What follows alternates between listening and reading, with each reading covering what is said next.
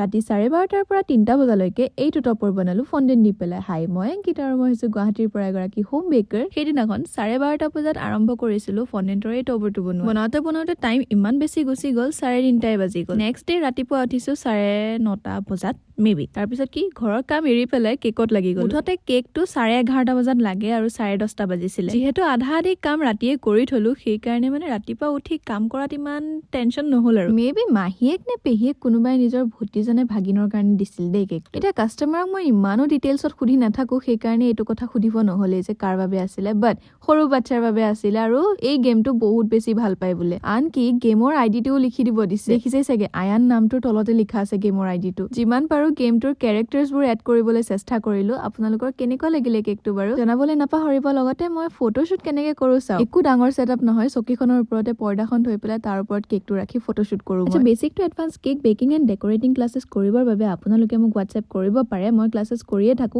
এইবাৰ হ'বলৈ গৈ আছে আমাৰ 21 নম্বৰ বেটছৰ ক্লাছ আৰু জইন হ'বৰ বাবে মোক হোৱাটছএপত মেছেজ কৰিব পাৰে। নাম্বাৰটো বায়'ত দিয়া আছে। আজিলৈ বাই, আই লাভ ইউ অল।